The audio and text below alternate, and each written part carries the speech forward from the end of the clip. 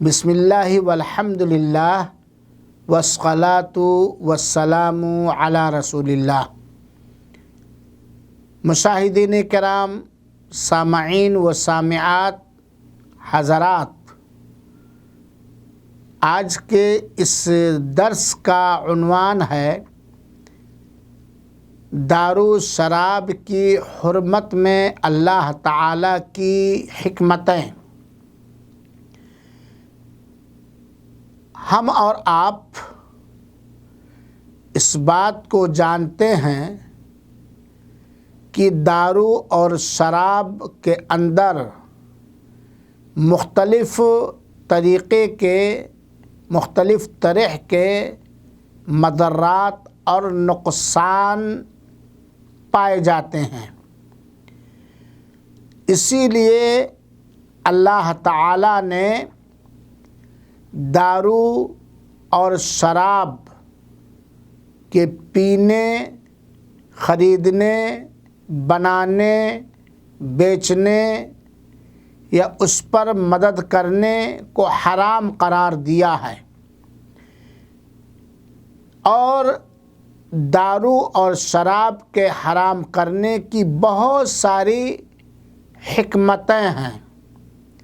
انہی میں سے ایک حکمت یہ ہے انسان کے جسم کی حفاظت، دوسری چیز مال کی حفاظت، تیسری چیز عقل کی انسانی عقل کی حفاظت، چوتھی چیز سماج اور معاشرے کی صفائی اور ستھرائی، اور اس پر جو حدود متعین کیا گیا ہے اس کی حکمتوں میں سے ایک عظیم ترین حکمت یہ ہے کہ وہ شخص جو انسان ہونے کے ناطے دارو پی لے، شراب پی لے، تو اس کی صفائی اور ستھرائی، اس کی تطہیر۔ اللہ تعالیٰ نے انسانوں کی جان، جسم، عقل و خرد، مال اور انسانی سماج اور معاشرے کی بھلائیوں کی خاطر دارو پینے والے، شراب پینے والے پر حد متعین کیا ہے، اور ان سارے جرائم سے سماج کو، معاشرے کو اسی وقت پاک اور صاف اور ستھرا رکھنا ممکن ہے جب شراب پینے والوں پر نبی کریم صلی اللہ علیہ وسلم کی رہنمائی کے مطابق علی الاعلان سارے لوگوں کے سامنے حد جاری کیا جائے۔ شراب کے بارے میں قرآن مجید کے اندر بباغ دہل اعلان آیا ہے کہ یہ شراب، دارو جو پینے کے بعد عقل و خرد پر پردہ ڈال دیتا ہے وہ حرام اور ناجائز ہے، جیسا کہ اللہ تعالیٰ نے سورہ مائدہ کی آیت نمبر 90 اور 91 کے اندر بیان فرمایا ہے، یا ایھا الذین آمنوا انما الخمر والمیسر والانصاب والازلام رجس من عمل الشیطان فاجتنبوہ لعلکم تفلحون۔ اے مومنو، یقیناً دارو اور شراب، جوا، تھان، فال نکالنے کے لیے پانسے، یہ نجس ہیں، ناپاک چیز ہیں۔ دوسری چیز من عمل الشیطان، یہ شیطانی عمل ہے۔ فاجتنبوہ، تو اس سے تم ان ساری چیزوں سے تم لوگ بچو تاکہ تم کامیاب ہو جاؤ۔ اب شراب کو اللہ تعالیٰ نے رجس کہا ہے، ناپاک، گندی چیز، پلید چیز، نجس چیز۔ دوسری چیز اللہ تعالیٰ نے دارو اور شراب کو شیطانی عمل قرار دیا ہے، بلکہ شیطان اس کے ذریعے سے انسان کو بہکاتا ہے اور سماج کے اندر، گھر کے اندر، رشتہ داروں کے اندر بہت سارے مصائب پیدا کرنے کی کوشش کرتا ہے۔ تو اس آیت کریمہ سے یہ بات صاف طور پر واضح ہو جاتی ہے کہ دارو اور شراب حرام ہے، ناجائز ہے اور شیطانی عمل ہے، اور جو چیز نجس ہو وہ حرام ہوتی ہے۔ ہر شیطانی عمل، ہر شیطانی کام یہ حرام اور ناجائز ہے۔ اور اللہ کے رسول اکرم صلی اللہ علیہ وسلم کی حدیث شریف سے بھی یہ بات معلوم ہوتی ہے کہ دارو شراب یہ حرام اور ناجائز عمل ہے۔ صحیح بخاری اور صحیح مسلم کی روایت، جسے ہم متفق علیہ جانتے ہیں، اس روایت کے اندر ایک لمبی روایت ہے جس میں اللہ کے رسول اکرم صلی اللہ علیہ وسلم نے فرمایا، لا یشرب الخمر حین یشرب وہو مؤمن، جب کوئی بھی آدمی شراب پیتا ہے، دارو پیتا ہے، تو شراب پیتے وقت وہ کامل اور مکمل مومن نہیں ہوتا۔ اور اگر کوئی شخص شراب اور دارو کو حلال اور جائز سمجھتا ہے تو چونکہ یہ اللہ تعالیٰ کی حرام کردہ چیز ہے، وہ دائرے اسلام سے بھی نکل جائے گا، اور اس کے ایمان میں کمی اس وقت ہوگی جب وہ حرام اور ناجائز سمجھتا ہے، اس کے باوجود بھی پیتا ہے۔ لیکن اگر اس کو حلال سمجھتا ہے، جائز سمجھتا ہے، تو وہ دائرے اسلام سے نکل جائے گا، کیونکہ اللہ تعالیٰ کی حرام کردہ چیز شراب کو وہ حلال سمجھتا ہے۔ تو سورہ مائدہ کی آیت نمبر 90 اور 91 کو دیکھ لیجئے گا، اور صحیح بخاری اور صحیح مسلم کی روایت سے صاف طور پر یہ بات معلوم ہوتی ہے کہ یہ چیز شراب اور دارو یہ حرام اور ناجائز ہے، اور اس کے ارتکاب کرنے والوں پر اللہ تعالیٰ کی جانب سے، رسول اکرم صلی اللہ علیہ وسلم کی جانب سے دنیا کے اندر حد متعین کی گئی ہے، اور اس کو اس کے بارے میں سزا مقرر کیا گیا ہے۔ ایک بات اور جان لیجئے، وہ یہ ہے کہ شراب کی حد کیسے ثابت ہوگی اور کتنی ہے۔ شراب پینے والے کے اوپر حد لگائی جائے، لیکن یہ حد کیسے ثابت ہوگی اور کتنی حد ہے؟ تو اس میں دو چیزیں ہیں۔ ایک تو یہ ہے، نمبر ایک، کہ شراب پینے والا خود اقرار کر لے، وہ اپنے اقرار سے پلٹے نہیں، آئے محکمہ شرعیہ کے اندر قاضی کے سامنے، حاکم وقت کے سامنے، اور اقرار کرے کہ میں نے شراب پی لیا ہے، اور وہ اپنے اس اقرار پر باقی ہے، تو اس پر حد لگائی جائے گی۔ دوسری شرط یہ ہے کہ شراب پینے والا اقرار نہیں کیا، لیکن دو عادل گواہ جن کی گواہی شریعت کے اصول اور ضابطے کے مطابق مقبول ہوتی ہے، وہ عادل ہے شریعت کی نگاہ میں، تو دو عادل گواہوں کی گواہی کہ فلاں شخص نے شراب پیا ہے، اور یہ گواہی ثابت ہو جائے، تو اگر کسی شراب پینے والے کے اندر یہ دو شرطیں پائی گئیں یا ان میں سے کوئی ایک شرط پائی گئی، تو اس کے اوپر شریعت کے حکم کے مطابق شراب پینے کی حد لگائی جائے گی اور اس کو سزا دی جائے گی۔ اب آگے بڑھتے ہوئے ہم یہ بھی جان لیں کہ شراب پینے والے کی سزا کیا ہے۔ شراب پینے والے کی سزا کیا ہے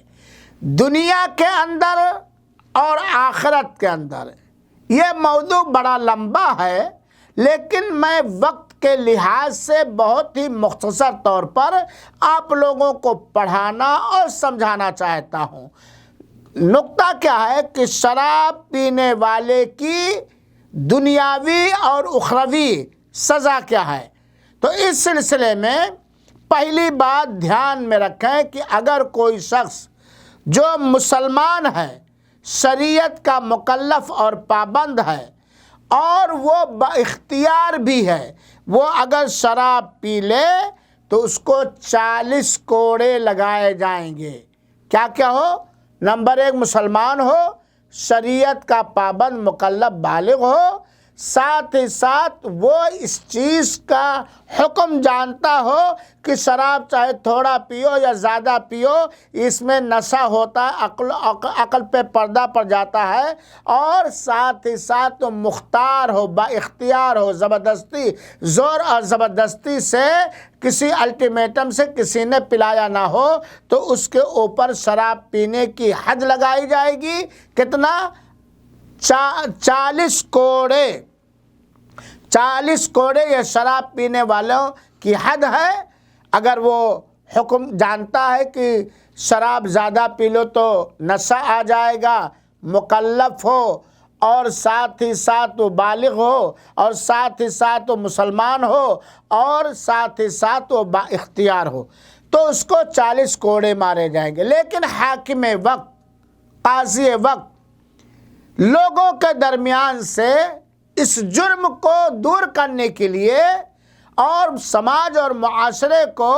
شراب نوشی یا شراب بنانا وغیرہ وغیرہ اس سے روکنے کے لیے اگر وہ چاہے تو 80 کوڑے بھی لگا سکتا ہے۔ اگر قاضی دیکھ رہا ہے، حاکم وقت محسوس کر رہا کہ سماج کی اکثریت اس بڑے جرم میں لت پت ہے، تو وہ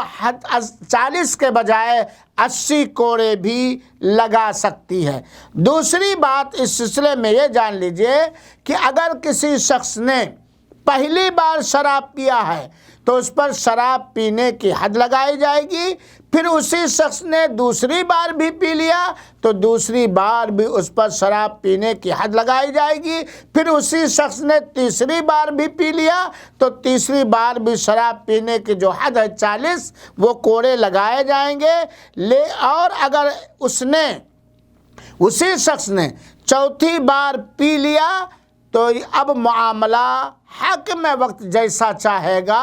فیصلہ کرے گا، چاہے وہ کچھ دنوں تک قید خانے میں بند کر دے یا تعزیر کے طور پر اس کو قتل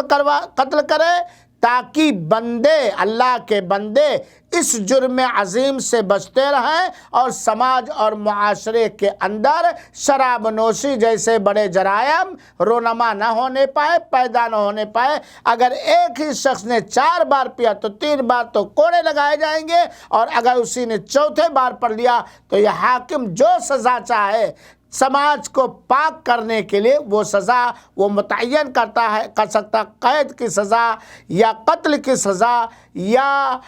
مالی سزا، جو بھی چاہے وہ فیصلہ کر سکتا سماج کی اس جرم سے تطہیر اور پاکی کے لیے۔ نمبر 3، جس نے دنیا میں شراب پیا، یہ اخروی سزا، جس نے دنیا کے اندر شراب پیا اور اسے توبہ کی توفیق نہیں ملی، اگرچہ وہ جنت کے اندر داخل کر دیا جائے لیکن جنتی شراب سے وہ محروم کر دیا جائے گا، لیکن اگر توبہ کر لیا تو اللہ تعالیٰ معاف کر دے گا۔ اور اگر کوئی شخص ایسا ہے جو شراب کا رسیہ ہے، بنا شراب پیے اسے سکون نہیں آتا، اطمینان نہیں آتا، مدمن الخمر ہے، تب ایسی صورت میں وہ جنت کے اندر داخل نہیں ہوگا۔ تیسری بات، اگر کسی شخص نے شراب پیا اور شراب پینے سے نشے میں وہ دھت ہو گیا تو 40 دن کی اس کی نماز قبول نہیں ہوگی، اور اگر وہ اسی حالت میں مر گیا تو جہنم کے اندر داخل ہوگا، الا یہ کہ وہ توبہ کر لے، اور اگر اس نے سچی توبہ کر لیا تو اللہ تعالیٰ اس کی توبہ کو قبول کر لے گا۔ اور اگر کوئی شخص ایسا ہے جو بار بار شراب پیتا ہے، ہمیشہ وہ شراب پیتا ہے، تو روز قیامت و جہنمیوں کے جلنے سے جو پیپ اور خون نکلے گا ہاں اسے پلایا جائے گا۔ اللہ تعالی ہم سب کو محفوظ رکھے۔ امام کے لیے، حاکم وقت کے لیے یہ بھی جائز ہے کہ تعزیر کے طور پر وہ چاہے تو شراب کے برتنوں کو توڑ سکتا ہے، شراب کی بھٹیوں کو جلا سکتا ہے، مصلحت جس میں ہو، اور دوسرے قوانین بھی نافذ کر سکتا ہے۔ شراب پینے سے، شراب بنانے سے، شراب بیچنے سے، شراب بنانے والوں کی تعاون کرنے سے یا بیچنے والوں کا ہیلپ کرنے سے، جو چاہے حاکم وقت اپنے ملک کی، اپنے انسانی سماج کی حفاظت کے لیے کر سکتا ہے۔ یاد رہے، جو شخص شراب بناتا ہے، جو پیتا ہے، جو بیچتا ہے، جو اس کے لیے مٹیریل جمع کرتا ہے، جو اس کے بنانے پر مدد کرتا ہے یا بیچوانے پر مدد کرتا ہے، یہ سارے کے سارے ملعون ہیں۔ اللہ تعالیٰ نے ان پر لعنت بھیجی ہے اور اللہ کے رسول اکرم صلی اللہ علیہ وسلم نے ان پر لعنت بھیجی ہے۔ لہذا اے میرے نوجوانوں، اے میرے مسلمان بھائیوں اور مسلمان بہنوں، یہ خبیث چیز ہے، یہ ناپاک چیز ہے، یہ شیطانی عمل ہے، اس میں جنتی شراب پینے سے محرومی ہے اور جہنم میں داخلے کا سبب ہے، وغیرہ وغیرہ۔ لہذا ہمیں چاہیے کہ اپنے سماج سے، اپنے اندر سے، اپنے گھروں سے اس طرح کی ساری گندی چیزوں کو دور کریں اور سماج کو پاک اور صالح بنائیں۔ آمین۔ اللہ توفیق دے۔ آمین۔ والسلام علیکم ورحمۃ اللہ وبرکاتہ، وجزاکم اللہ خیرہ۔